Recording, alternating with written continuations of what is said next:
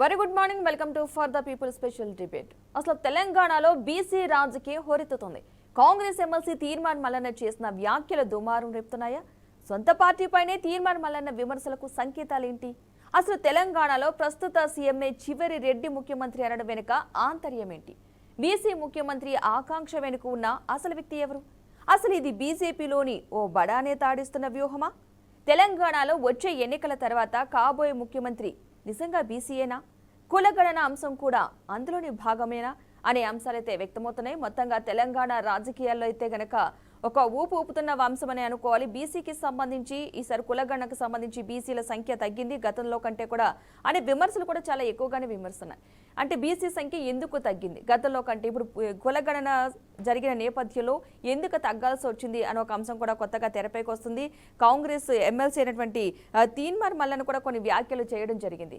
వ్యాఖ్యలకు సంబంధించి అసలు ఏం జరుగుతుంది? నెక్స్ట్ సీఎం బీసీకి సంబంధించిన వ్యక్తే సీఎం అవ్వాలని ఆకాంక్షతో అంటున్నారా, లేదంటే ఎలాంటి కుదుపు వస్తుంది అసలు కాంగ్రెస్ లో అనే అంశానికి సంబంధించి మనతో మాట్లాడడానికి ప్రస్తుతం అనలిస్ట్ కోటేశ్వరరావు గారు సిద్ధంగా ఉన్నారు. గుడ్ మార్నింగ్ అండి కోటేశ్వరరావు గారు. Good morning. అసలు తెలంగాణలో నిజంగానే ఈ బీసీ రాజకీయాన్ని ఏ విధంగా చూడాలంటారు?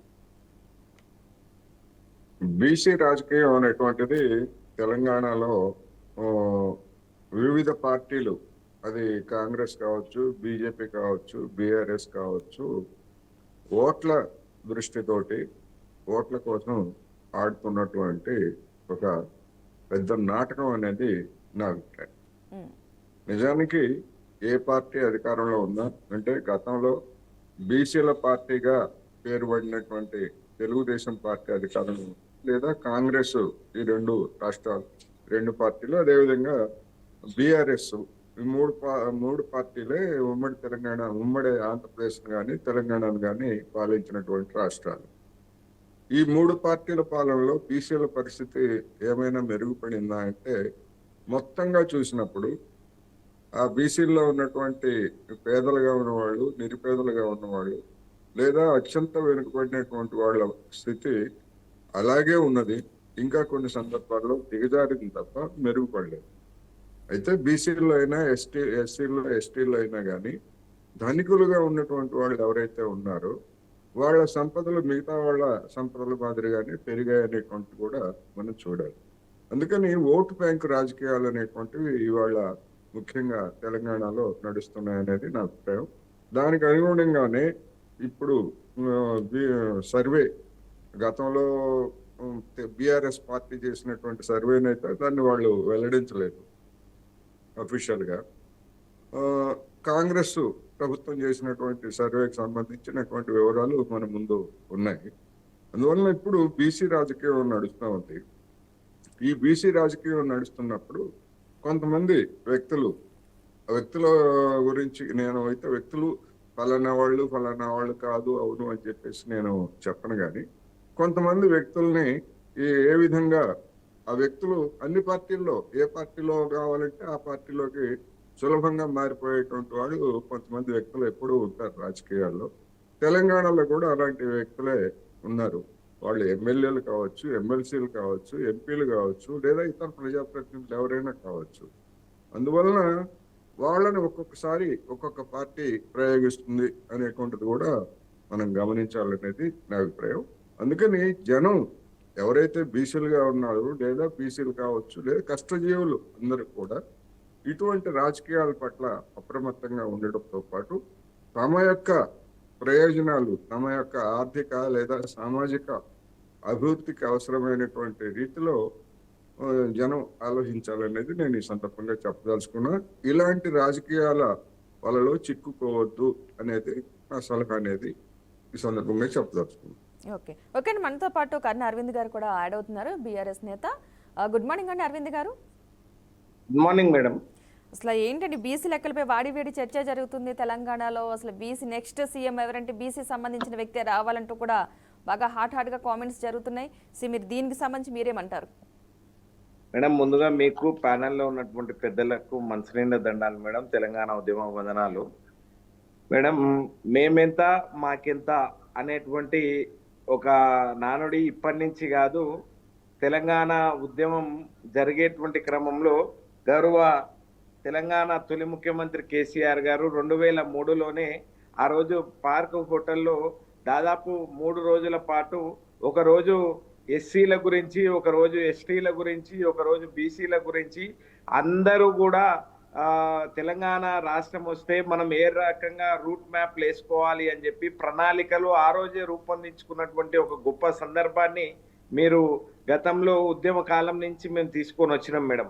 రెండోది, నేను ఎందుకు ఈ మాట కూడా ఇప్పుడు చెప్తా ఉన్నాను అనంటే, తెలంగాణ రాష్ట్రం రాగానే తెలంగాణ తొలి స్పీకర్ని చేసినటువంటి ఒక గొప్ప ఘనత సిరికొండ మధుసూదనాచారి గారిని, అక్కడ శాసన మండలిలోనేమో మన సామిగౌడ్ గారిని, ఇద్దరిని కూడా ఇవాళ చేసినటువంటి ఒక గొప్ప సందర్భం ఉంది. ఇద్దరు కూడా ముఖ్యమంత్రి గారు వస్తే లేచి నిలబడి దండం పెట్టేటువంటి ఒక గొప్ప స్థానంలో ఇవాళ బీఆర్ఎస్ పార్టీ, టీఆర్ఎస్ పార్టీ కూర్చోబెట్టింది అనేటువంటి విషయాన్ని మరిచి మాట్లాడొద్దు అనేటువంటి విషయాన్ని నేను ఈ వేదిక ద్వారా తెలియజేస్తా ఉన్నాను మేడం.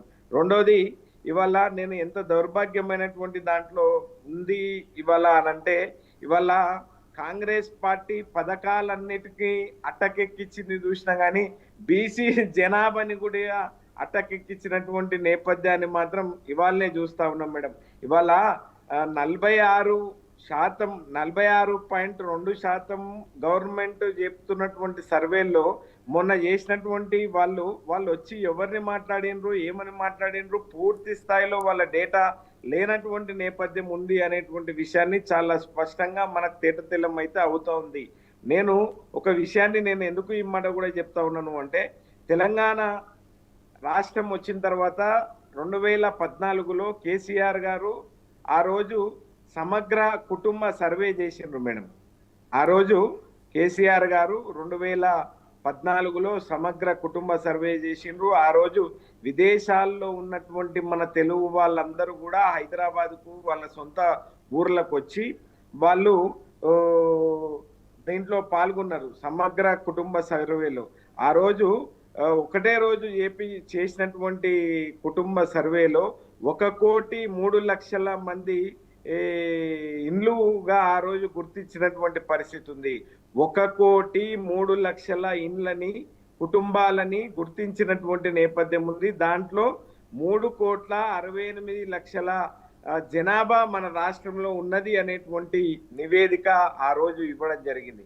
నేను ఎందుకు ఈ మాట కూడా చెప్తా ఉన్నాను అంటే, గతంలో అనేక సందర్భాల లోపల నేషనల్ హెల్త్ మిషన్ అనేటువంటి ఒక నేషనల్ హెల్త్ మిషన్ కూడా ఆ రోజు చాలా ర్యాపిడ్ సర్వేలు కూడా చేసినటువంటి సందర్భం ఉంటది మేడం. దాంట్లో జనాభా దాదాపుగా తెలంగాణ రాష్ట్రంలో 52 నుంచి 53% ఉండాలి అనేటువంటి విషయాన్ని 2004లో లేదు అనుకుంటే ఇవాళ దేశంలో ఉన్నటువంటి నేషనల్ హెల్త్ మిషన్ కూడా ఏం చెప్పింది అంటే, తెలంగాణ రాష్ట్రంలో ఉన్నటువంటి సంఖ్య 42 నుంచి 43% ఉన్నది అనేటువంటి విషయాన్ని చెప్పిండ్రు.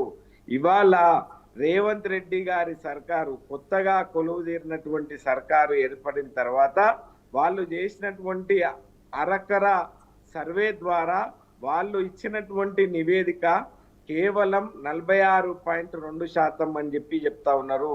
ఇవాళ మేమేమంటా ఉన్నాము అంటే, ప్రజాస్వామికవాదులు, ప్రజా సంఘాలు, మేధావులందరూ కూడా ఇది తప్పు తడక అనేటువంటి విషయాన్ని మాత్రం చాలా స్పష్టంగా చెప్తా ఉన్నారు మేడం. హలో, చెప్పండి. ఇవాళ అసెంబ్లీని పెట్టిండ్రు మేడం. అసెంబ్లీని పెట్టి ఇవాళ వాళ్ళు ఒక గంట సేపు ఇంత పెద్ద విషయమైనటువంటి, అంటే మేమెంత మాకెంత అనేటువంటి దాంట్లో ఇవాళ ఇంత పెద్ద చర్చని, బీసీల చర్చని కేవలం గంట సేపు మాత్రమే వాళ్ళు క్యాబినెట్ తీర్మానం చేస్తారంట. తిరిగి లఘు చర్చ, షార్ట్ డిస్కషన్, కేవలం లఘు చర్చ కేవలం ఒక రోజుతో పరిమితం అయ్యేటువంటి ఇది కాదు అనేటువంటి విషయాన్ని కూడా మేము తెలియజేస్తా ఉన్నాం మేడం. ఇవాళ నరసింహాచార్యులు గారితో నిన్న సమాచారం సభ్యులందరికీ అందించిండ్రు. వాళ్ళు ఒకటే రోజు పాటు మేడం ఇవాళ మన రాష్ట్రంలో వీళ్ళు మా పైన నెపం కూడా తప్పకుండా పెట్టబోతా ఉన్నారు. మాకు ఆ విషయం తెలుసు, కానీ మేము ఒక విషయాన్ని మాత్రం మేము సూటిగా ఈ ప్రభుత్వాన్ని విజ్ఞప్తి చేస్తా ఉన్నాం. బీసీ ముఖ్యమంత్రి ఇవాళ మీరు ఒకవేళ చూసుకున్నట్లయితే మేడం కాంగ్రెస్ పార్టీలోనే ఇవాళ తీర్మార్ మల్లన్న అలియాస్ చింతపండు నవీన్ ఏం చేస్తుండు అనేటువంటి విషయాన్ని మీరు ఒకవేళ పరిశీలిస్తే గనక ఇవాళ రేవంత్ రెడ్డి గారు తెరలేపినటువంటి ఇంకొక నాటకము అనేటువంటి విషయాన్ని కూడా ఇవాళ తెలంగాణ ప్రజలు అవగతం చేసుకున్నారు మేడం. ఎన్ని అవే అంటే అరకొర అంటే పరిపాలన చాతగాక ఈ రాష్ట్రంలో తెలంగాణ ఎట్లా ఉండే తెలంగాణ ఎట్లయింది తెలంగాణ ఇవాళ అద్భుతంగా కేసీఆర్ గారు ఉన్నప్పుడు మేడం 2014 నుంచి 2023 డిసెంబర్ వరకు ఇవాళ అన్నం లేని తెలంగాణ నుంచి అన్నపూర్ణ తెలంగాణ రాష్ట్రంగా అవతరిస్తే ఇవాళ అన్నపూర్ణ తెలంగాణ రాష్ట్రంగా ఉన్నటువంటి తెలంగాణ ఇవాళ రైతన్నలు నేతన్నలు ఇవాళ అందరూ కూడా ఆత్మహత్యల తెలంగాణ రాష్ట్రంగా మారుతున్నటువంటి నేపథ్యాన్ని వీళ్ళు మరిచి వీళ్ళకు వాక్శుద్ధి చిత్తశుద్ధి కార్యశుద్ధి లేదు, దీనిపైన కూడా ఎట్టి పరిస్థితుల్లో లేదు అనేటువంటి విషయాన్ని ఇప్పుడే పెద్దలు కోటేశ్వర్ లాంటి అన్నగారు లాంటి మేధావులు అందరూ కూడా గత అనేక సందర్భాల లోపల కూడా చెప్పుకుంటూ వచ్చింది మేడం. మా డిమాండ్ బీఆర్ఎస్ పార్టీ పక్షాన ఒకటే, మేము ఏం విజ్ఞప్తి చేస్తా ఉన్నాము అంటే ఈ ప్రభుత్వానికి మా డిమాండ్ ఏంది అని అంటే బీసీలు పైన మీరు పెట్టినటువంటి 46% ఏదైతే ఉందో ఇది తప్పుల తడక, ఇది కాదు, ఇది కరెక్ట్ కాదు అనేటువంటి విషయాన్ని మేము చెప్తా ఉన్నాం. అంటే అరవింద్ గారు ఇంకా ఎక్కువ ఉన్నారనా మీ ఉద్దేశం? అరే రాష్ట్రంలో నేషనల్ హెల్త్ మిషనే చెప్పింది మేడం, ఈ రాష్ట్రంలో ఉన్నటువంటి సంఖ్య ఏంది అని అంటే 52 నుంచి 53% బీసీలు ఉంటారు. అంటే మరి ముస్లింలు ఎవరు మేడం? ముస్లింలు కూడా బీసీలో భాగమే కదా. ఈ రాష్ట్రంలో దాదాపుగా 10% కంటే ఎక్కువ ఉంటారు మరి ముస్లింలు. వాళ్ళని మరి జత చేసి దీంట్లో పెట్టిన రావాల అసలు వీళ్ళు ఏం చేస్తా ఉన్నారు, ఎటుపోతుంది రాష్ట్రం అనేటువంటి దాంట్లో తెలంగాణ మాత్రం నిజంగా కోరి తెచ్చుకున్న మొగుడు ఎగిరెగిరి దన్నున్నట్లు ఉన్నది. మాకు వద్దురా నాయన ఈ కాంగ్రెస్ పలానా అనేటువంటి విషయాన్ని తెలంగాణ గ్రామంలో ఉన్నటువంటి ప్రజలందరూ కూడా చెప్తా ఉన్నారు. ఈ తుక్లక్ నిర్ణయాలు మాకు వద్దు అనేటువంటి విషయాన్ని మాత్రం చాలా స్పష్టంగా తెలంగాణ ప్రజలు మాత్రం చెప్పబోతా ఉన్నారు మేడం. ఇవాళ అయితే అరవింద్ గారు మీరు ఒక మాట అన్నారు, కావాలనే ఈ నాటకం చేస్తున్నారు, తీన్మార్ మల్లన్న చేత చేపిస్తున్నారని అన్నారు కదా, దేనికంటారు, ఏం ఆశించంటారు అసలు? ఇవాళ ఆశించి అనంటే ఒకవైపు రెడ్డిలని తిట్టడము అనంటే నిజంగా కూడా ఇవాళ రెడ్డి సామాజిక వర్గాలు రెడ్డి సంఘాలు వీళ్ళందరూ కూడా చాలా మంది తెలంగాణ రాష్ట్రంలో ఉన్నారు. వీళ్ళు కూడా ముఖ్య భూమిక పూజిస్తున్నటువంటి వాళ్ళలో రెడ్డిలు ఉన్నారు. సరే వాళ్ళు కులపరంగా మేడం ఇవాళ శాంతి భద్రతలు ఎటుపోతా ఉన్నాయి, ఇవాళ అశాంతిని నెలకొల్పేటువంటి పద్ధతుల ఇట్లాంటి మాటలు ఎవరు మాట్లాడతారు మేడం? ఇట్లాంటి మాటలు ఎవరు మాట్లాడతారు? తెలంగాణ రాష్ట్రం సుభిక్షంగా ఉండాలి, తెలంగాణ రాష్ట్రం పచ్చగా ఉండాలి, శాంతియుతంగా ఉండాలి అని అంటే ఇట్లాంటి మాటలు సరైనటువంటి పద్ధతులు కాదు. ఎస్ మేము రాజ్యాంగబద్ధంగా ఇవాళ మాకు ఇచ్చినటువంటి స్వేచ్ఛ ద్వారా మేము అడుగుతా ఉన్నాం, ప్రజాస్వామిక పద్ధతిలో అడుగుతా ఉన్నాం. కానీ మేము ఎట్టి పరిస్థితుల్లో విద్వేషాలని రెచ్చగొట్టేటువంటి పద్ధతిలా లేదు అనుకుంటే శాంతి భద్రతలు దెబ్బతీసేటువంటి పద్ధతిలో మేము మాట్లాడతలేం మేడం. ఈ రాష్ట్రంలో రేవంత్ రెడ్డి గారే హోంశాఖ మంత్రిగా ఉన్నారు. అనేక అగత్యాలు ఈ రాష్ట్రంలో జరుగుతూ ఉన్నాయి. ఈ రాష్ట్రంలో విద్యాశాఖ మంత్రి రేవంత్ రెడ్డి గారే ఉన్నారు. రివ్యూ చేయడు అయిన ఆ శాఖల పైన ఎట్లాంటి పరిపాలన ఈ రాష్ట్రంలో జరుగుతూ ఉన్నది ఒక్కసారి మీరు ఆలోచించుండ్రు మేడం. ఎట్లుండే తెలంగాణ, ఎట్లయింది తెలంగాణ? ఇవాళ మనము దేశంలోనే మనం ఏదైతే పథకాలు రైతు బంధు పునాస యాసంగి పంటకు పెట్టుబడి పథకమే రైతు బంధు పథకం మేడం. రైతు బంధు పథకం మనం ప్రవేశపెడితే దేశమే మనల్ని కాపీ కొట్టింది మేడం. దేశంలో నెంబర్ 1 స్థానంలో ఉన్నటువంటి తెలంగాణ ఇవాళ ఎటుపోతుంది అనేటువంటి ఒక దాన్ని కూడా తప్పకుండా మేధావులందరూ కూడా దయచేసి బయటికి రావాలి. ప్రజాస్వామిక వాదులు, మేధావులు, ప్రజా సంఘాలు, బుద్ధిజీవులు అందరూ కూడా వచ్చి ఈ నిరంకుశమైనటువంటి పాలన పైన ఇక్కడైనా ప్రశ్నించకపోతే నేను ఏది చేసినా అది ఒప్పే అవుతుంది అనేటువంటి వ్యవహారం రేవంత్ రెడ్డి గారు చేస్తారు. కాబట్టి ప్రజాస్వామిక వాదులు, న్యాయవాదులు, బుద్ధిజీవులు, మేధావులు అందరూ వచ్చి బయటకు వచ్చి దీనిపైన మాట్లాడాల్సిందిగా నేను విజ్ఞప్తి చేస్తా ఉన్నాం మేడం. ఓకే ఓకే కోటేశ్వర గారు మీరు చెప్పండి. అంటే సొంత పార్టీ పైనే ఆ సొంత పార్టీలో ఉన్న ఎమ్మెల్సీనే కొన్ని వ్యాఖ్యలు చేశారు తీన్మార్ మల్లన్ వచ్చేసి. అంటే నెక్స్ట్ వచ్చే సీఎం బీసీ సామాజిక వర్గానికి చెందిన వ్యక్తి ఉండవచ్చనే అని సంకేతాలు ఇస్తూనే మాట్లాడడం జరిగింది. సో ఈ వ్యాఖ్యల్ని ఏ విధంగా చూడాలంటారు? ఇప్పుడు తెలంగాణ రాష్ట్ర రాజకీయాల్లో కానివ్వండి, లేదా జర్నలిస్టు కమ్యూనిటీలో కానివ్వండి, తీన్మార్ మల్లన్న అనేటువంటి వ్యక్తి ఒక వివాదాస్పదుడు అనేటువంటిది గతంలోనే మనకి జరిగినటువంటి పరిణామాలు లేదా జరిగినటువంటి ఉదంతాలను బట్టి నా అభిప్రాయం.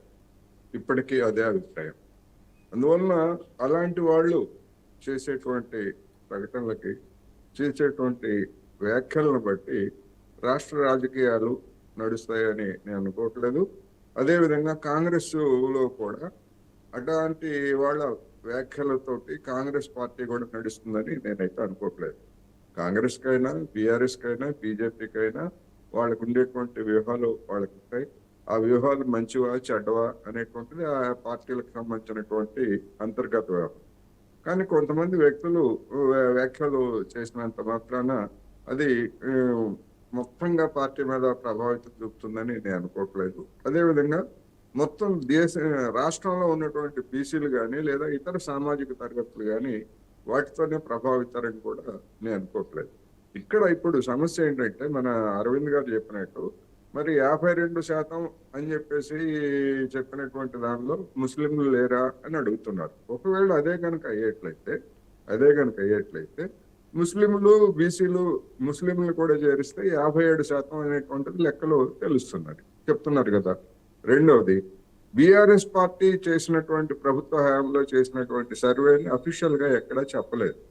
అది కూడా అందాజుగా ఇప్పుడు ఆయన చెప్పినట్టుగా 2004లోనే చేసినటువంటి ఒక సర్వే, నమూనా సర్వే, అది కూడా విస్తృతమైనటువంటి సర్వే కాదు, నమూనా సర్వే సందర్భంగా వేసినటువంటి ఒక అంచనా. అందుకని 52% అయినా లేదా 46% అయినా కానీ ఇవేవి రాజ్యాంగబద్ధంగా అంటే న్యాయ వ్యవస్థల్లో నిలిచేటువంటివి కాదు, సర్వేలు మాత్రమే. సర్వేలకు సంబంధించినటువంటి కొన్ని పరిమితులు ఉంటాయి. అదే జనాభా గణనలో భాగంగా కుల సర్వే ఇటువంటివన్నీ కనుక చేసేట్లయితే, చేసిన తర్వాత ప్రకటిస్తే అది అఫీషియల్ గా ఉండేటువంటి వ్యవహారం అది. అందుకని ఇవి 2 సర్వేలు కూడా అఫీషియల్ కాదు, అనఫీషియల్. ఇవేవి కూడా న్యాయస్థానాల్లో సవాల్ చేస్తే నిలిచేటువంటివి కాదు. ఇవి కేవలం వాళ్ళ యొక్క కన్వీనియన్స్ కోసం రాష్ట్ర ప్రభుత్వాలు చేసుకున్నటువంటి సర్వే తప్ప మరొకటి కాదు. అందువల్ల మరి అరవింద్ గారు ఏమంటున్నారు, 1 గంట చర్చ పెడతారంటున్నారు. మరి బీఆర్ఎస్ పార్టీ చేసినటువంటి సర్వే గురించి గంట కాదు, అసలు బహిర్గతమే చేయలేదు, 1 గంట కూడా చర్చ పెట్టలేదు. మరి దాన్ని ఏ విధంగా సమర్థించుకుంటారు అనేటువంటి ప్రశ్న. ఇప్పుడు గంట లఘు చర్చ పెడతారా లేకపోతే తర్వాత పొడిగిస్తారా అనేటువంటిది మనం చూడాల్సి ఉంది. ఒకవేళ గంట పెట్టినా ఇంకోటి పెట్టినా కానీ నా అభిప్రాయం ప్రకారం ఏంటంటే 52% అయినా 46% అయినా లేదా 47% అయినా కానీ ఈ శాతాలను బట్టి, ఈ శాతాలకు అనుగుణంగా రాబోయేటువంటి రోజుల్లో స్థానిక సంస్థల్లో రిజర్వేషన్లు ఒకవేళ నిర్ణయించినా కానీ అది సుప్రీంకోర్టులో ఎవరో ఒకళ్ళు సవాల్ చేస్తారు. ఆ సవాల్ చేస్తే సుప్రీంకోర్టులో అది నిలిచేటువంటిది కాదు అనేది నా అభిప్రాయం. ఎందుకంటే బీహార్లో జరిగినటువంటి ఉదంతం మనం చూసిన తర్వాత 50% పరిమితి అనేటువంటిది సుప్రీంకోర్టు చెప్తా ఉంది. అందువల్ల ఆ పరిమితి అనేటువంటి దాన్ని రద్దు చేయాలన్నా లేకపోతే ఆ పరిమితిని పెంచాలన్నా కానీ పార్లమెంట్ లో దాన్ని రాజ్యాంగ సవరణ చేయాల్సి ఉంటుంది. మరి అటువంటి దాన్ని బీసీల మీద లేదా మా ప్రధానమంత్రి బీసీల మీద మాకున్నటువంటి ప్రేమ మిగతా వాళ్ళకి ఎవరికి లేదని చెప్పుకున్నటువంటి బీజేపీ మరి ఈ అంశం ఇవాళ కొత్తగా తెర మీదకి వచ్చినటువంటిది కాదు కదా. ఎందుకని రాజ్యాంగ సవరణ చేయలేదు అనేటువంటిది బీజేపీకి ఎదురయ్యేటువంటి ప్రశ్న. మరి ఇలాంటి గణన గురించి గతంలో ప్రభుత్వాలు అధికారంలో ఉన్నప్పుడు కూడా వాళ్ళు చేయలేదు అనేటువంటి విమర్శ వాళ్ళ మీద ఉన్నది. పోనీ ఒకరోజు సర్వే పేరుతో చేసినటువంటి దాన్ని బీఆర్ఎస్ ప్రభుత్వం బయట పెట్టలేదు. అందుకని ఎవరికి ఉండేటువంటి లోపాలు, ఏ పార్టీకి ఉండేటువంటి లోపాలు ఆ పార్టీకి ఉన్నాయి కనుక అసెంబ్లీలో చర్చ చేసినా లేదా ఒక తీర్మానం చేసినా కానీ 52% 46% ప్రాతిపదికగా రిజర్వేషన్లు ఉండేటువంటి అవకాశం లేదు. అందువల్ల రిజర్వేషన్లు ఎంత పెడతారు అనేటువంటిది కనుక చూసేట్లయితే ఇప్పటి వరకు అమల్లో ఉన్నటువంటి రిజర్వేషన్స్ ప్రకారమే నా అంచనా, నా అభిప్రాయం ప్రకారం రాబోయేటువంటి స్థానిక సంస్థల ఎన్నికలు జరుగుతాయి. అయితే కాంగ్రెస్ పార్టీ 42% మేము అని చెప్పేసి ఎన్నికల మేనిఫెస్టోలో చెప్పింది కనుక ఇప్పుడు 42%ని 46%కి, అంటే మొత్తం అభ్యర్థుల్లో 46% మంది బీసీలని అది ప్రకటించవచ్చు. అదే విధంగా మిగిలినటువంటి పార్టీలు, మరి బీఆర్ఎస్ పార్టీ వాళ్ళు 52% ప్రకటిస్తారేమో తెలియదు. ఎందుకంటే వాళ్ళ లెక్క ప్రకారం 52% లేదా 53%. మరి బీజేపీ వాళ్ళు బీసీ ముఖ్యమంత్రి అని చెప్పేసి గత ఎన్నికల్లోనే చెప్పారు కనుక వాళ్ళు ఇంకా 70% 80% మందిని వాళ్ళు ఏమన్నా ప్రకటిస్తారేమో తెలియదు. ఇవన్నీ కూడా ఊహాగానాలు మాత్రమే. ఈ నేపథ్యంలో చూసినప్పుడు సమస్యని, అసలైనటువంటి సమస్యని పక్కదారి పట్టించడానికి బీఆర్ఎస్ పార్టీ కానీ బీజేపీ కానీ ప్రయత్నిస్తూ ఉంది. తనకు అడ్వాంటేజ్ గా తీసుకోవడానికి సహజంగానే కాంగ్రెస్ ప్రయత్నిస్తుంది. అందువల్ల అసెంబ్లీలో ఏం చర్చిస్తారు, ఏం తీర్మానం చేస్తారు అనేటువంటిది జరిగిన తర్వాత, దాన్ని ఏం చేస్తారు తర్వాత అనేది చూసిన తర్వాత మరొకసారి సమగ్రంగా దాని మీద అభిప్రాయాలు చెప్పుకోవచ్చు అనేది నేను చెప్తాను. ఓకే, ఇదే అంశానికి సంబంధించి మనతో ఫోన్ లైన్ లో మాట్లాడడానికి కాంగ్రెస్ నేత పేట రమేష్ గారు సిద్ధంగా ఉన్నారు. గుడ్ మార్నింగ్ అండి రమేష్ గారు. గుడ్ మార్నింగ్ అండి. అసలు ఓకేనండి, ఎందుకు కాంగ్రెస్ లో ఎమ్మెల్సీ తీన్మార్ మల్లన్న కొన్ని వ్యాఖ్యలు చేయడం జరిగింది బీసీ రాజకీయానికి సంబంధించి? అంటే నెక్స్ట్ సీఎం బీసీ సామాజిక వర్గానికి చెందిన వ్యక్తే వచ్చే అవకాశాలు ఉన్నాయంటూ కూడా. ఏం జరుగుతుంది అసలు? సొంత పార్టీలోనే ఎందుకు విమర్శలు వస్తున్నాయి? ఏంటంటే కొంత బలహీన వర్గాలకు సహకరించాలనే విధానంలో కూడా ఆయన మాట్లాడుతున్నట్టున్నాడు. ఇది వ్యక్తిగత విషయం అది. అంటే కొంత జిల్లాలలో, కొన్ని జిల్లాలలో, మా జిల్లాలే 70 ఏళ్ల నుంచి ఒక మంత్రి కాలేదు బలహీన వర్గాల నుంచి. అట్లా కొంత ఉన్నది. అంటే కొంతమంది రాజకీయ నాయకులు చేయాలని బలహీన వర్గాలను అనుకుంటారని చేస్తున్నారు అంటారు. పార్టీ, కాంగ్రెస్ పార్టీ ఎప్పుడు కూడా బలహీన వర్గాల మద్దతు, పేదల వర్గాలకు మద్దతు ఉంటుంది అలానే. అంటే కొంతమంది స్వార్థపూరిత రాజకీయ నాయకుల వల్ల కొంత ఇటువంటి పరిస్థితులు సంభవించినాయి. దానివల్ల కొంత నడుస్తూ ఉంటది, అది కొడుతూ ఉంటాయి కదా.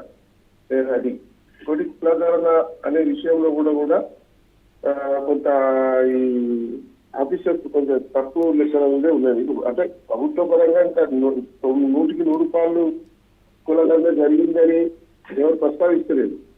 కుల ప్రభాకరణ ఎవరైనా ఇంకా కొంత మిగిలింది. దానికి ఏం చేయాలంటే ప్రతి ఒక్కరికి కూడా ఒక అవకాశాలు ఇవ్వాలి. ఎవరైతే కులగణలో రాలేదో వాళ్ళ ఉత్తరాల ద్వారా వాళ్ళ ఇంటి నెంబరు, వాళ్ళ డీటెయిల్స్ పంపించేయండి, మేము చేర్చుకుంటాం అనేది ఒక ప్రభుత్వ పరంగా రావాలి. దానివల్ల ఇప్పుడు కొంతమంది రాలేదనే నిరుత్సాహంలో చాలా మంది ఉన్నారు. మమ్మల్ని ఎంక్వైరీ చేయలేదు. దాన్ని పూరించవచ్చు. అంటే ప్రభుత్వ లెక్కలు కూడా సంపూర్ణంగా 100కి 100 చేసామని అంటలేదు కదా. కొంత ఉన్నది ఇంకా చేసేది అనేది మిగిలింది పరిస్థితి కదా. దాన్ని సంపూర్ణంగా పూరించవచ్చు ఈ విధానంపై. అది కూడా లెక్కన చేస్తే బాగానే ఉంటుంది. ఓకే ఓకే అరవింద్ గారు, మీరు చెప్పండి అసలు ఒక బీజేపీ బడా నేతే కావాలని ఇలాగా గేమ్ ఆడిస్తున్నారు, ఇలాగా చేస్తున్నారని అంటున్నారు. అరవింద్ గారు ఏమంటారు మేడం? ఒక బీజేపీ బడా నేతే వెనుకుండి ఈ వ్యూహాన్ని రచిస్తున్నారు అంటూ కూడా కొంచెం ప్రచారం జరుగుతుంది. సో దానికి సంబంధించి ఏమంటారు, మీరేమంటారు? అలాంటి జరిగే అవకాశాలు ఉన్నాయంటారా? మేడం నేను ఏమంటా ఉన్నాను అంటే, బీజేపీ బడా నేత ఉన్నారా, లేకపోతే కాంగ్రెస్ లో ఉన్నటువంటి స్వయంగా ఈయననే ఎవరు రేవంత్ రెడ్డి గారే దీన్ని పోషిస్తా ఉన్నారా అనేటువంటి స్పష్టమైనటువంటి బీజేపీ వాళ్ళు ఎవరైతే ఇప్పటి వరకు ఈ మాట అనలేదు. ఇవాళ కాంగ్రెస్ మిత్రుడే ఇవాళ అంటూ ఉన్నాడు. కానీ వాళ్ళ పార్టీలోనే కాంగ్రెస్ లో ఏముంటది అంటే, వాళ్ళని ఎవరు వాళ్ళని చేసుకున్నటువంటి అవసరం ఉండదు మేడం. వాళ్ళకు వాళ్ళే దాడులు చేసుకుంటారు. దాంట్లో ఏం అది ఉండాల్సినటువంటి అవసరం లేదు. ఇప్పుడు ఇవి నుంచి కాదు, దీన్ని దాదాపుగా అనేక సందర్భాల లోపల మనం చూసినాం. అదే పరంపర ఇంకా కొనసాగుతున్నటువంటి నేపథ్యం కూడా చాలా స్పష్టంగా కనిపిస్తా ఉన్నది. నేను అంటున్నటువంటి మాట ఏంటి అంటే, చాలా స్పష్టంగా తీన్మార్ మల్లన్న అలియాస్ చింతపండు నవీన్ ని అన్ని విధాలుగా ఒక ఎమ్మెల్సీ గారికి హెలికాప్టర్ ఎందుకు మేడం? అదేమన్నా ఆటో చక్కర్లు కొట్టనీకే లేకుంటే ఇంకేదన్నా? హెలికాప్టర్ లో ఆయన చేసినటువంటి, అంటే నేనేమంటున్నా అంటే, ఒక ముఖ్యమంత్రి పోయిండ్రు అంటే దానికి ఒక అర్థం ఉంటది, ఒక మంత్రులు పోయిండ్రు అని అంటే దానికి అర్థం ఉంటది. ఎమ్మెల్సీకి హెలికాప్టర్ లో పోవాల్సినటువంటి అవసరం ఏంది? అది ఉప్పల్ నుంచి వరంగల్ కి ఎంత దాదాపుగా 2.5 గంటల ప్రయాణం మేడం. ఆయన ఆ రోజు ఒక పేపర్లని మీలాగానే జర్నలిస్ట్ కూడా మేడం. ఆయన నేను దయించి నేనేమంటా ఉన్నాను అంటే, ఆయన మీలాగానే జర్నలిస్టు. ఆయన ప్రారంభం క్యూనీస్ ఫస్ట్ ప్రారంభించినాడు. ఇట్లాంటి పేపర్లని ఒక దండాన్ని ఏర్పాటు చేసుకొని ఆ దండాన్ని ఏలాడదీసి, అన్ని పేపర్లని దండాలకు ఏలాడదీసి దాంతోని మాట్లాడినటువంటి చింతపండు నవీను ఇవాళ 100 కోట్లకు ఎట్లా అధిపతి అయిండు, ఇవాళ హెలికాప్టర్లో ఎట్లా తిరుగుతుండు మేడం. కాబట్టి నేను అనేటువంటి మాట ఏంటి అని అంటే, ఇవాళ పూర్తి స్థాయిలో ఆయన కాంగ్రెస్ పార్టీకి సంబంధించినటువంటి ఎమ్మెల్సీ. ఆ ఎమ్మెల్సీ వాళ్ళకు ఇంకా షోకాజ్ నోటీసులు ఇస్తలేరు. పార్టీ హైకమాండ్ ఎవరు కూడా ఆయనని ఎవరిని కూడా పట్టించుకుంటలేదు. అంటే తెలంగాణ ప్రజలందరూ కూడా ఏమని అవగతం చేసుకుండ్రు, ఏమని అర్థం చేసుకుండ్రు అంటే, ఇది తప్పకుండా రేవంత్ రెడ్డి గారు ఆడిపిస్తున్నటువంటి నాటకంలో భాగమే అనేటువంటి విషయాన్ని ఇవాళ చాలా స్పష్టంగా తెలంగాణ ప్రజలందరికైతే అర్థమైంది. ఇంకొక విషయాన్ని నేను ఏమంటా ఉన్నాను అంటే, రాజకీయాల లోపల, ఉద్యోగాల లోపల మాకు అవకాశాలు రావాలి అని చెప్పి మేము అనేక సందర్భాల లోపల ఇవాళ మేము వీరశైవ లింగాయతులం మేడం. మేము వీరశైవ లింగాయతులం. మాకు చాలా మట్టిలో నుంచి మాణిక్యం తీసేటువంటి నైపుణ్యం మా వాళ్ళ దగ్గర ఉన్నా కూడా ఇవాళ మా దగ్గర కులాల అది లేనప్పుడు మా వాళ్ళు చదువుకోవడానికి, మా కులస్తులు అది కావడానికి, మాకు ఒకవేళ అద్భుతంగా మా కులస్తులు చదువుకున్నా కూడా మాకు ఉద్యోగ అవకాశాలు అంటే ప్రభుత్వ ఉద్యోగ అవకాశాలు మాకు చాలా తక్కువగా ఏర్పడ్డాయి. అందుకోసమనే మేము డాక్టర్ వైఎస్ రాజశేఖర్ రెడ్డి గారి పీరియడ్లో మమ్మల్ని ఓసీల నుంచి తీసి బీసీలకు వేసిండ్రు మేడం. ఇవాళ మేము బీసీడీలో ఉన్నాం. మేము చాలా స్పష్టంగా గత 15-14 సంవత్సరాల నుంచి మేము ఓబీసీలో కలపండి సుమా, ఓబీసీలో కలపండి సుమా, తద్వారా మాకు అవకాశాలు వస్తాయి అనేటువంటి దాంట్లో కూడా మేము పోరాటాలు చేస్తూ ఉన్నాం. అంటే నేను ఏమంటా ఉన్నాను అంటే, ఒక నిర్మాత్మకమైనటువంటి ఒక ప్రభుత్వం ఎట్లా ఉండాలి అని అంటే, ఒక నిర్మాత్మకమైనటువంటి మార్గంలో ఉండాలి. ఎప్పుడు ఉంటది అని అంటే, ఆయనకు వాక్శుద్ధి, చిత్తశుద్ధి, కార్యశుద్ధి ఈ 3 ఉన్నప్పుడు ఇవన్నీ సాధ్యమైతాయి. ఇవి 3 లేనప్పుడు ఎట్లా ఏమైతాయి అనేటువంటి విషయాన్ని కూడా మనం అందరం కూడా అర్థం చేసుకోవాల్సినటువంటి అవసరం ఉంటుంది మేడం. ఇందాక పెద్దలు కోటేశ్వరరావు గారు ఒక విషయాన్ని ఏం చెప్పిండ్రు అంటే, 2014లో వాళ్ళు బయట పెట్టలేదు అనేటువంటి విషయాన్ని చెప్పిండ్రు. కాదు మేడం, 2014లో సమగ్ర కుటుంబ సర్వే ద్వారా ఆ రోజు మొత్తం ఉన్నటువంటి కుటుంబాలు 1,03,95,629 కుటుంబాలు ఉన్నాయి మేడం. దాంట్లో పురుషుల సంఖ్య 1,84,11,741 మంది పురుషులు, ప్లస్ స్త్రీలు 1,84,05,885 మంది స్త్రీలు. మొత్తంగా చూస్తే తెలంగాణ రాష్ట్రంలో ఆ రోజు 3,68,76,544 మంది మన తెలంగాణ రాష్ట్రంలో ఉంది. ఇది కాంక్రీట్ గా, కన్స్ట్రక్టివ్ గా మేము ఆ రోజు చెప్పినటువంటి మాట.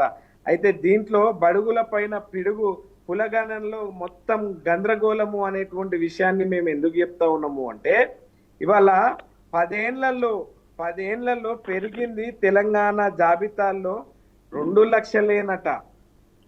10 ఏళ్లలో 2 లక్షల మందే పెరిగిందట. ఇది ఎట్లా అవుతుంది మేడం? ఒక 10 సంవత్సరాల కాలంలో పెరుగుతారా తగ్గుతారా మేడం? మీకున్నటువంటి అవగాహనతో మీరు చెప్పగలిగితే పెరుగుతారా తగ్గుతారా? పెరుగుతారు కదా. సంఖ్య ఎందుకు తగ్గుతుంది? జనాభా పెరుగుతున్నారు. పెరుగుతారు. ఎవరైనా ఇవాళ మీ ఇంటికి వచ్చిండ్రా మేడం? వాళ్ళు కుల గణన చేస్తాము అనేటువంటి వాళ్ళు మీ ఇంటికి వచ్చిండ్రా? మా ఇంటికి అయితే రాలే. మా ఇంటికి అయితే రాలే, మా ఇంటికి వచ్చి ఎవరు అడగలే నీది ఏ కులము అని అడగలే, నీది ఏంది అని అడగలే. మొత్తం తెలంగాణ రాష్ట్రంలో కులగణన మొత్తం పూర్తి అయింది అనేటువంటి విషయాన్ని వాళ్ళు చెప్పొచ్చిండ్రు. నేను ఒకటే విషయాన్ని, ఇప్పటికైనా రేవంత్ రెడ్డి గారికి వచ్చినటువంటి అవకాశం ఆషామాషి అవకాశం కాదు మేడం. ఈ రాష్ట్రంలోనే ఒక పెద్ద పదవి ఎవరికైనా ఉంది అని అనుకుంటే తప్పకుండా రేవంత్ రెడ్డి గారు. ఈ రాష్ట్రంలో మొట్టమొదటి వ్యక్తి ఆయన కాబట్టి, ఒక ముఖ్యమైనటువంటి ఒక ముఖ్యమంత్రి కాబట్టి ఆయన ఉన్నటువంటి అవకాశం చాలా గొప్పది. ఈ తెలంగాణ ఇవాళ కట్క బంద్ చేసినట్టు ఎట్లా కరెంటు పోతా ఉంది మేడం? ఓకే, ఇవాళ కట్క బంద్ చేసినట్టు కరెంట్ ఎందుకు పోతా ఉంది? ఇవాళ ఎండాకాలం ప్రారంభం అవుతా ఉంది, ఇంకా ఎండాకాలం కూడా ప్రారంభం కాలే. ఇవాళ మనం ఫిబ్రవరి మొదటి వారంలోనే ఉన్నాం. ప్రతిరోజు 4-5 సార్లు కోతలు ఇంకా ఇప్పుడే కనిపిస్తా ఉంటే రేపు ఎండాకాలంలో ఏమై ఏర్పడుతుంది అనేటువంటి భయం లోపల తెలంగాణ ప్రజలైతే ఉన్నారు. రెండోది మేడం దయించి ఈయన పరిపాలన పైన ఒక 2 మాటల్లో నేను చెప్పి క్లోజ్ చేస్తా. సరే, కాంగ్రెస్ మిత్రుడు ఉండో పోయిండో నాకైతే తెలియదు, కానీ సరే ఉంటేనైతే ఆయన కరెంట్ ఉన్నారా? ఇవాళ నేను 2 విషయాలని అడగదలుచుకున్నా. తెలంగాణ రాష్ట్రం ఉన్నప్పుడు ఎంత గొప్పగా తెలంగాణ రాష్ట్రం ఉండే, ఇవాళ అన్నం లేని తెలంగాణ నుంచి అన్నపూర్ణ తెలంగాణ రాష్ట్రంగా ఎట్లా మలిచినాం? ఇవాళ రైతు బంధుని ఎంత గొప్పగా ఇచ్చినాం? ఇవాళ పునాస యాసంగి పంటకు పెట్టుబడి సహాయమే రైతు బంధు పథకం మేడం. ఈ సువిశాలమైనటువంటి భారతదేశంలో ఏ ప్రభుత్వము, ఏ దేశంలో ఏ ప్రభుత్వం కూడా ఇయ్యలేనటువంటి దాన్ని ఇవాళ రైతు కష్టం తెలిసినటువంటి, ఏమంటారంటే తెలుసా మేడం, గొప్ప గొప్ప మాటలు రాజకీయ నాయకులందరూ రైతేర్చిన రాజ్యము ఎత్తేర్చిన వ్యవసాయము ముందల పడదు అని అంటారు. కానీ ఇవాళ దాన్ని స్వయంగా కేసీఆర్ గారి రైతు కాబట్టి, రైతు కష్టం తెలిసినటువంటి ముఖ్యమంత్రి కేసీఆర్ గారు 2 పంటలకు 10,000 రూపాయల దాన్ని ఇవాళ ఇచ్చినటువంటి మాట వాస్తవమా కాదా అనేటువంటి విషయాన్ని వాళ్ళు చెప్పాలి. వాళ్ళు ఏమని చెప్పిండ్రు అని అంటే, ఈ రైతులకు ఈ అన్నదాతలకు ఏమని చెప్పిండ్రు అంటే, ఇవాళ తీసుకుంటే 10,000, రేపు డిసెంబర్ తర్వాత తీసుకుంటే 15,000 అనేటువంటి దాన్ని జనాలని ఇవాళ వాళ్ళు మోసం చేసి ఇవాళ అధికారంలోకి వచ్చిన తర్వాత ఇవాళ మహిళా తల్లులకైతే ఇవాళ అద్భుతంగా ఇవాళ 6 గ్యారంటీలు అని చెప్పిన తర్వాత 1/2 గ్యారంటీలు కూడా ఈ రాష్ట్రంలో అమలవుతలేదు మేడం. మీకు మరి 2,500 వస్తున్నాయో లేదో మరి నాకైతే తెలియదు, కానీ స్కూటీలు అన్నారు, కానీ లూటీలు అయితే తెలంగాణ రాష్ట్రంలో చాలా స్పష్టంగా అవగతం అవుతుంది. మొత్తంగా తెలంగాణ రాష్ట్రంలో ఏమైతా ఉంది అని అంటే, కేసీఆర్ గారి మీద తిట్లు, దేవుళ్ళ మీద ఓట్లు. ఈయనకు పరిపాలన మీద చేత కాదు, ఈయనకు వాక్శుద్ధి, చిత్తశుద్ధి, కార్యశుద్ధి లేదు కాబట్టి ఇట్లాంటి తప్పుల తడక కులగణన పైన అన్ని కూడా మొత్తంగా ఒక ఏమంటారు మేడం, పిచ్చోన్ చేయికి రాయిస్తే ఎట్లుంటుందో ఈ ప్రభుత్వం ఇవాళ మేము రేవంత్ రెడ్డి చేతిలో పెట్టినందుకు ఇవాళ మేము ఒక్కటే విధంగా తెలంగాణ ప్రజలు అయితే అనుకుంటారు మేడం, కోరి చేసుకున్న మొగడు ఎగిరెగిరి దండినట్లు ఉన్నది, మాకు వద్దురా నాయన ఈ కాంగ్రెస్ పాలన అనేటువంటి విషయాన్ని మాత్రం తెలంగాణ ప్రజలు మాత్రం అనుకుంటున్నారు. తప్పకుండా వాళ్ళు బుద్ధి చెప్తారు అనేటువంటి విషయాన్ని మాత్రం నేను రేపు ఎప్పుడు మేడం, తొందరలోనే స్థానిక సంస్థల ఎన్నికలు ఉన్నాయి, దాంట్లో తప్పకుండా ఎవరు ఇప్పటికే తెలంగాణ ప్రజలకు అవగతమైంది. ఇవాళ కేసీఆర్ గారైతేనే ఒక పసికూన తల్లి దగ్గర ఉంటే ఎంత క్షేమంగా ఉంటుందో ఈ రాష్ట్రం కేసీఆర్ గారి దగ్గర ఉంటే అంతే క్షేమంగా ఉంటుంది మేడం.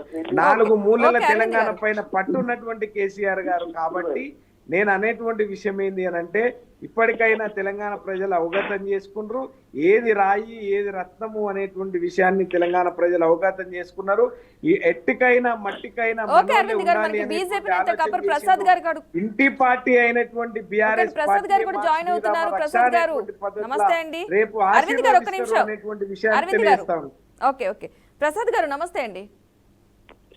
నమస్కారం అండి. ఓకే, అసలు ఏం జరుగుతుందంటే, తీర్మానం మల్లన్న వ్యాఖ్యల వెనక బీజేపీ ఫుల్ సపోర్ట్ ఉంది, అందుకే వ్యాఖ్యలు చేస్తున్నారు, సో వెనకుండి నడిపిస్తున్నారని చెప్పి బాగా ప్రచారం జరుగుతుంది, మీరేమంటారు? తీర్మానం మల్లన్న ఏ కాంగ్రెస్ పార్టీ ఎమ్మెల్సీ అండి? కాంగ్రెస్ పార్టీకి బీజేపీ ఎట్లా అనుకుంటది?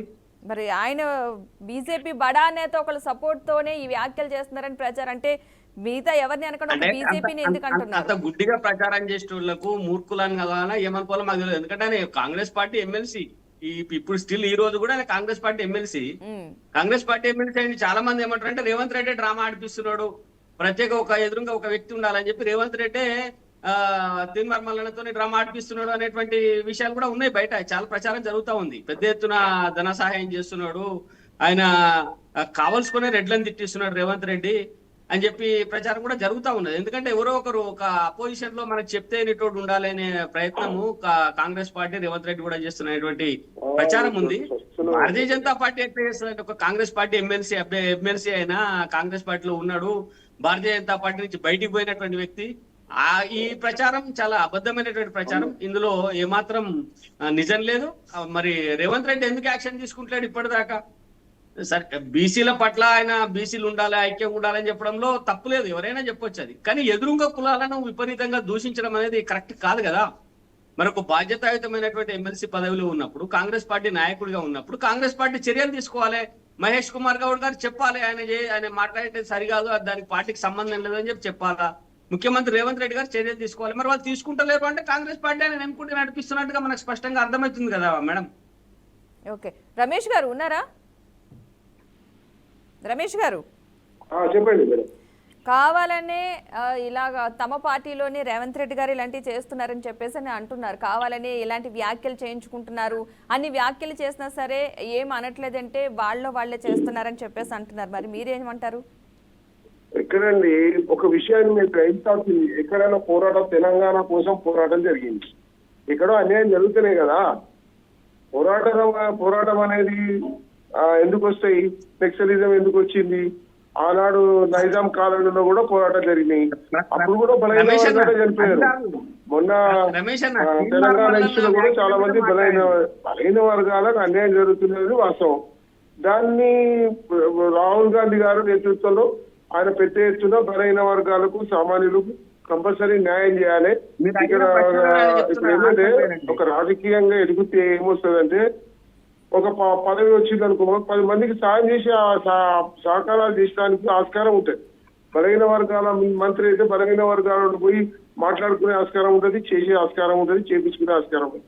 కానీ నేను ఏమంటున్నా, ఆ విధానంతో ఆర్థికంగా ఎదిగే పరిస్థితి ఉంటుంది.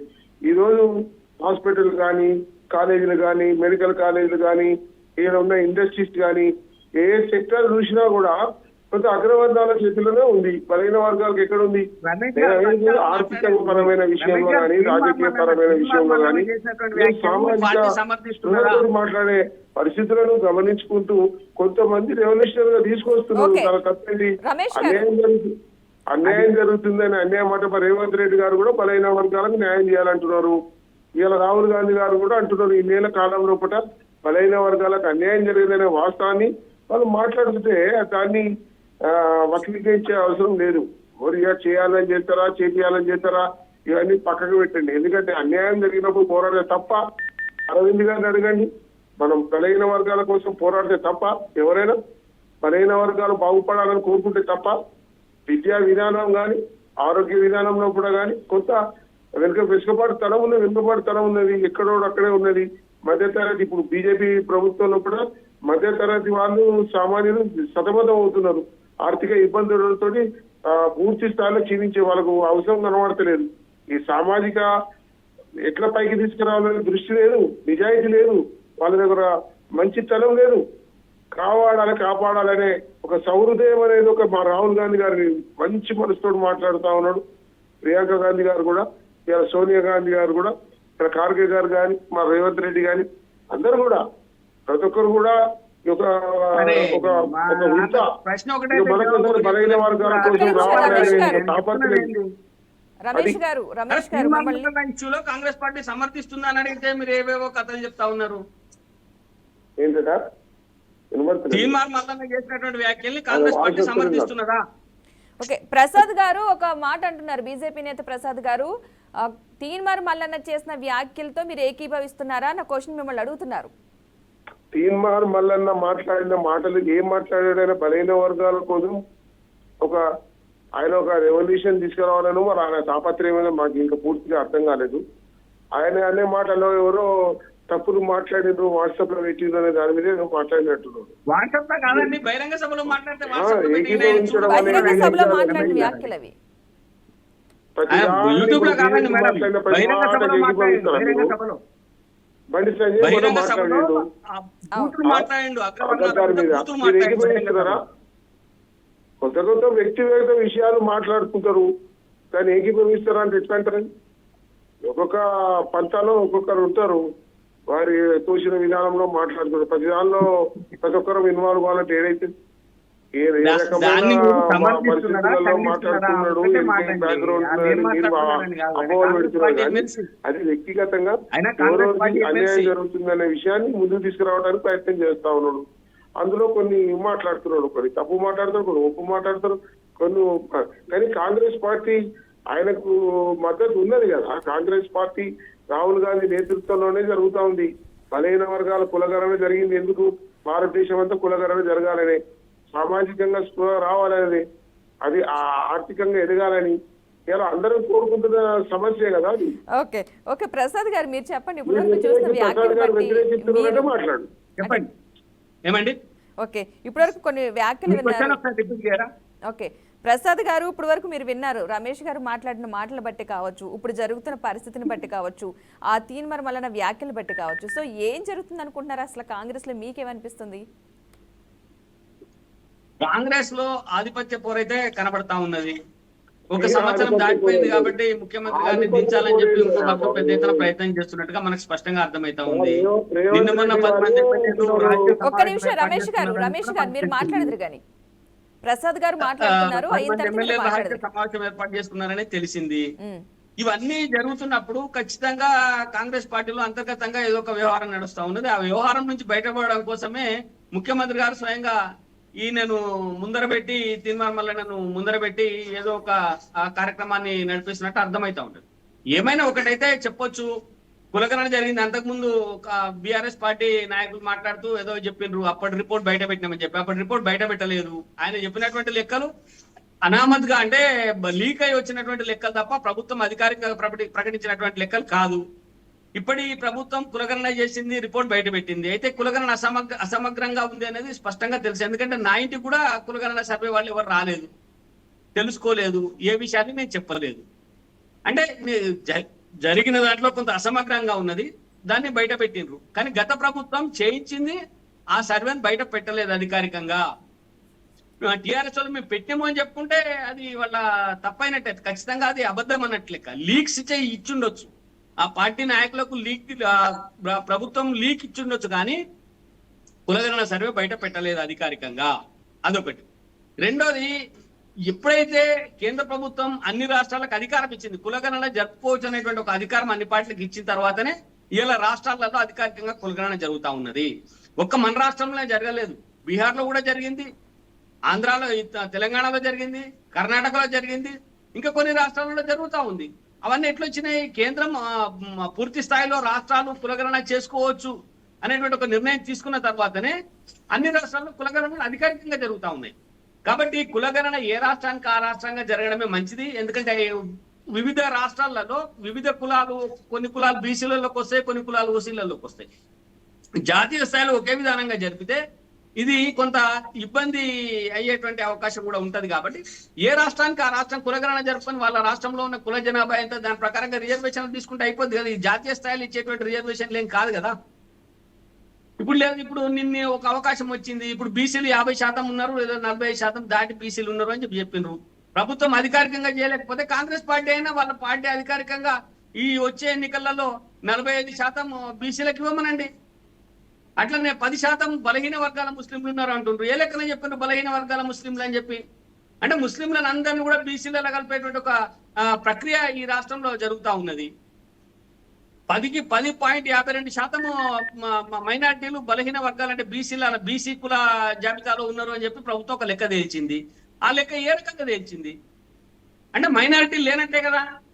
ఈ లెక్కన చూస్తే మైనారిటీల సంఖ్య 3%, 4% ఉన్నట్టే కదా. మన మైనారిటీలు అందరినీ బీసీ జనాభాలో కలిపింది. మరి బీసీలు దాన్ని ఆమోదిస్తున్నారా, స్వాగతిస్తున్నారా? 10.52% మంది ముస్లింలు బీసీలు అని చెప్పి ప్రభుత్వం చెప్పినటువంటి లెక్కల్ని బీసీలందరూ స్వాగతిస్తున్నారా? ఇది కూడా ఆలోచన చేయాల్సినటువంటి అవసరం ఉన్నది. అయితే ఈ సమగ్ర కుల సర్వే అన్నది జరగడం మంచిది అయినప్పటికీ పూర్తి స్థాయిలో మన శాస్త్రీయ పద్ధతిలో జరిగితే బాగుండేది అనేది మనం అర్థం చేసుకోవాలి. దాని తర్వాత కేంద్ర ప్రభుత్వము రాష్ట్ర ప్రభుత్వం బీసీలకు ఏం చేయాలి? బీసీలకు ప్రభుత్వాలు సహకారం చేయడానికి ఎవరు వ్యతిరేకించట్లేదు. బీసీల ఆర్థిక సర్వే ప్రకారం లేకపోతే బీసీలలో ఉండబడేటువంటి ఇబ్బందులు, ఎస్సీలలో ఉండబడేటువంటి ఇబ్బందులు దృష్టిలో పెట్టుకుని ఆయా ప్రభుత్వాలకు సహకారం చేయొచ్చు, రిజర్వేషన్లు కల్పించవచ్చు. ఇప్పుడు ఉదాహరణకు మందకృష్ణ మాదిగ గారు చేస్తా ఉన్నారు పోరాటం, మాదిగల పక్షాన చేస్తా ఉన్నారు. సమాజంలో ఉండబడేటువంటి అన్ని పార్టీలు, అన్ని వర్గాలు ఆయనను సమర్థిస్తున్నాయి కదా. ఆయన ఎక్కడ ఏ కులాన్ని దూషించట్లేదు కదా, లేదా మన బూత్ మాటలు మాట్లాడట్లేదు కదా. ఆయన ఉద్యమం తీసుకుపోతా ఉన్నాడు కదా, ఒక కులానికి సంబంధించిన ఉద్యమం జరుపుతా ఉన్నాడు కదా. మరి ఎందుకు ఈ ఉద్యమంలో బీసీల అనేటువంటి ఉద్యమంలో ఎందుకు బూత్ మాటలు వస్తా ఉన్నాయి? ఎందుకు ఎదురుంగ కులాలను విపరీతంగా దూషించేటువంటి పరిస్థితి వస్తా ఉంది అనేది కూడా అర్థం చేసుకోవాలి. ఈ ఒక కులం మీద ఇంకో కులాన్ని రెచ్చగొట్టడమో లేకపోతే బూతులు మాట్లాడడమో వాళ్ళను మానసికంగా హింసకు గురి చేయడమో సరైనటువంటి పద్ధతి కాదు. దీన్ని మానుకోవాలని చెప్పి నేను కోరుతాను. ఓకేనండి. కోటేశ్వర గారు చివరిగా ఏం చెప్తారు దీనికి సంబంధించి? ఏం జరుగుతుందంటే ఇప్పుడు ఈ బీసీల సమస్య మీద లేదా రిజర్వేషన్ సమస్య మీద ఎన్నికలు జరిగేంత వరకు ఈ విధమైనటువంటి ఆరోపణలు, ప్రత్యారోపణలు, ఎవరి అభిప్రాయాలకు అనుగుణంగా వారి భాష్యాలు కొనసాగుతాయనేటువంటిది ఇప్పటికే అర్థమైంది.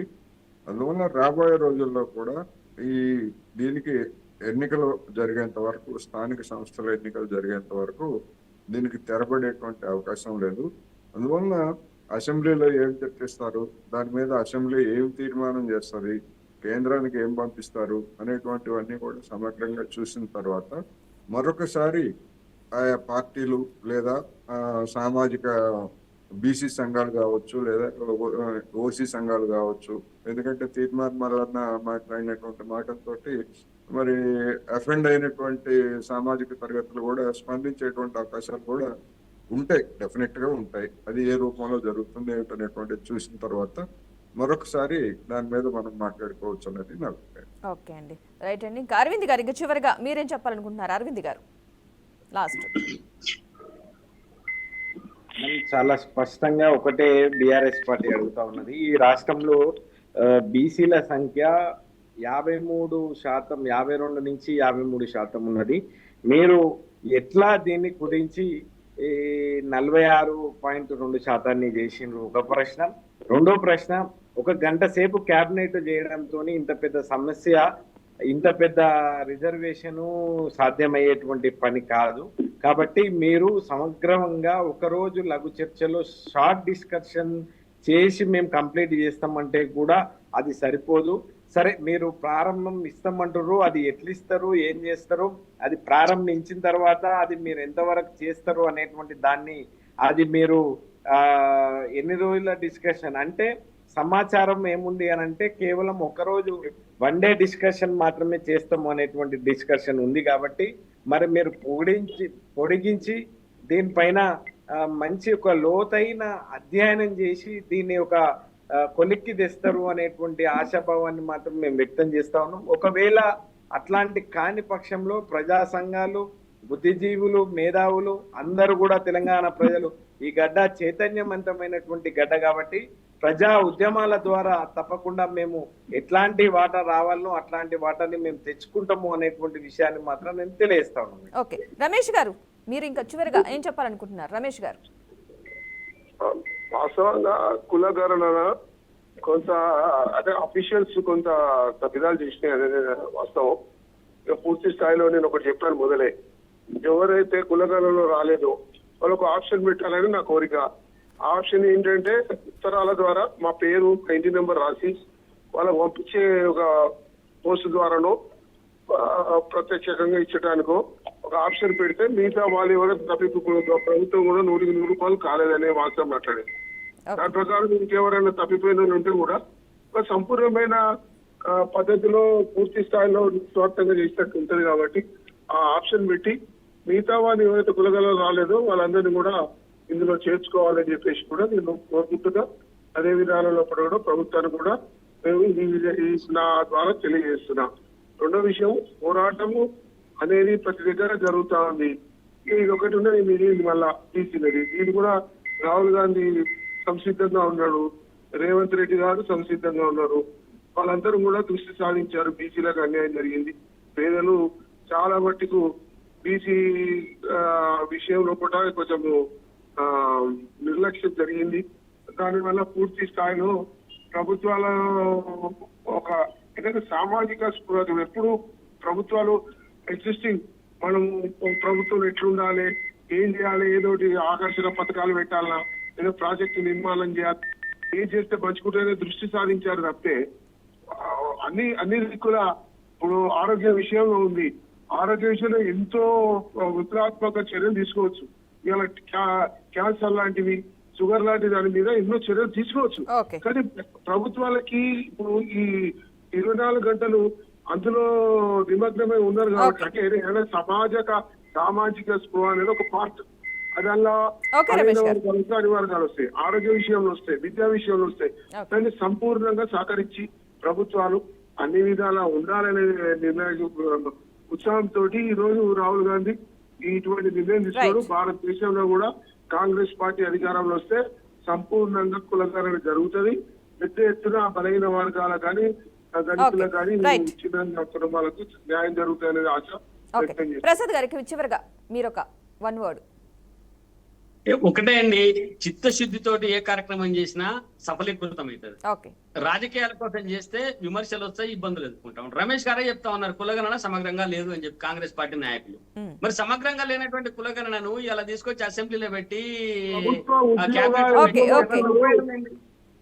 కాబట్టి ఈ కులగణన అనేది సమగ్రంగా లేదు, అసమగ్రంగానే చేసిండ్రు. కేవలం రాజకీయాల కోసం, ఎన్నికల కోసం దృష్టిలో పెట్టుకుని చేసిండ్రు తప్ప బీసీలను ఉద్ధరించడానికి చేయలేదు అనేది స్పష్టంగా అర్థమవుతుంది. కాబట్టి ప్రభుత్వం కాంగ్రెస్ పార్టీ కేవలం ఓట్ల రాజకీయమే చేస్తా ఉన్నది, బీసీలను ఓటర్లుగా చూస్తా ఉన్నది తప్ప వాళ్ళకు మేలు చేయాలనేటువంటి ప్రయత్నం చేయట్లేదు అనేది స్పష్టంగా అర్థమవుతాం. Okay, right. థ్యాంక్ యూ అండి కోటేశ్వర గారు, రమేష్ గారు, ప్రసాద్ గారు, అరవింద్ గారు. థ్యాంక్ యూ సో మచ్ అండి డిబేట్లో పాల్గొన్నందుకు. మొత్తంగా చూస్తున్నాము ఒక కాంగ్రెస్ ఎమ్మెల్సీ అనేటువంటి తీన్మార్ మల్లన్న చేసిన వ్యాఖ్యలైతే తెలంగాణ రాజకీయాల్లో దుమారం రేపుతున్నాయి అనుకోవాలి. అసలు కాంగ్రెస్లో అసంతృప్తి నెలకొందా, లేకపోతే కావాలనే వ్యాఖ్యలు చేస్తారా, లేదంటే వాళ్ళ వెనకాల నిజంగానే అనుకున్నట్టుగా బీజేపీ బడా నాయకులు ఎవరైనా ఉన్నారనే క్వశ్చన్ చాలా ఉత్పన్నం అవుతున్నాయి. చూద్దాం ముందు ఈ వ్యాఖ్యలకి సంబంధించిన రిజల్ట్ ఏ విధంగా ఉండిపోతుందో.